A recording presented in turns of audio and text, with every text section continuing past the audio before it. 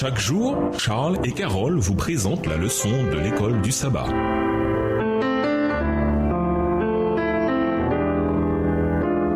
Bienvenue dans votre émission Dieu nous parle. Nous voilà à la leçon de lundi, l'évangile éternel. Remarquez dans Apocalypse 14, verset 6, le début des messages des trois anges qui commence ainsi, l'évangile éternel. Si nous ne comprenons pas la profondeur de l'évangile, nous passons à côté du sens des messages des trois anges. Nous ne pourrons comprendre totalement les enjeux de ce message sur le jugement de Dieu, la chute de Babylone ou la marque de la bête si nous ne parvenons pas à comprendre l'évangile. Lisons 1 Corinthiens 15, versets 1 à 4. Romains 3, les versets 24 à 26 et Romains 5, les versets 6 à 8. De quelle manière l'évangile éternel est-il présenté dans ces textes? Quel grand espoir nous est présenté? 1 Corinthiens 15, versets 1 à 4. Je vous rappelle, frères, l'évangile que je vous ai annoncé, que vous avez reçu, dans lequel vous avez persévéré et par lequel vous êtes sauvés, si vous le retenez tel que je vous l'ai annoncé. Autrement, vous auriez cru en vain. Je vous ai enseigné avant tout, comme je l'avais aussi reçu, que Christ est mort pour nos péchés, selon les Écritures, qu'il a été enseveli et qu'il est ressuscité le troisième jour, selon les Écritures, et qu'il est apparu à Céphas, puis aux 12. Romains 3, les versets 24 à 26. Et ils sont gratuitement justifiés par sa grâce, par le moyen de la rédemption qui est en Jésus-Christ. C'est lui que Dieu a destiné par son sang à être pour ceux qui croiraient victimes propitiatoires, afin de montrer sa justice, parce qu'il avait laissé impunis les péchés commis auparavant au temps de sa patience, afin, dis-je, de montrer sa justice dans le temps présent, de manière à être juste tout en justifiant celui qui a la foi en Jésus. Romains 5, les versets 6 à 8. Car lorsque nous étions encore sans force, Christ, au temps marqué, est mort pour des impies. À peine mourrait-on pour un juste. Quelqu'un peut-être mourrait-il pour un homme de bien. Mais Dieu prouve son amour envers nous en ce que lorsque nous étions encore des pécheurs, Christ est mort pour nous.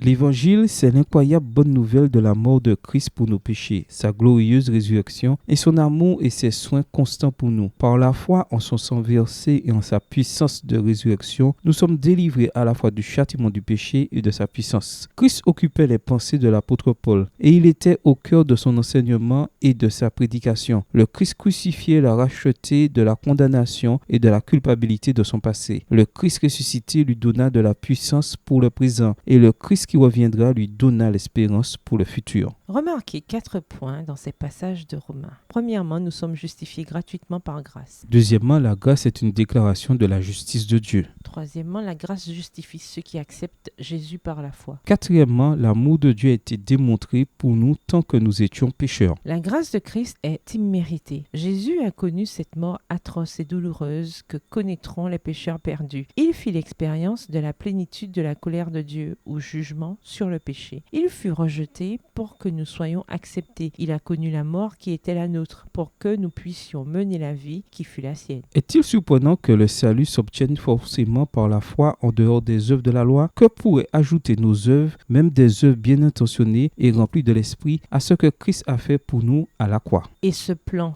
du salut a été mis en place dès avant le commencement des temps. 2 Timothée 1, le verset 9, Tite 1, le verset 2, Éphésiens 1, le verset 4. Ce qui contribue à expliquer pourquoi il est appelé l'évangile éternel. Avant que le monde ne soit créé, Dieu savait ce qui arriverait. Alors il a institué le plan du salut pour répondre à la crise quand elle viendrait. Au revoir. Et à demain si Dieu veut.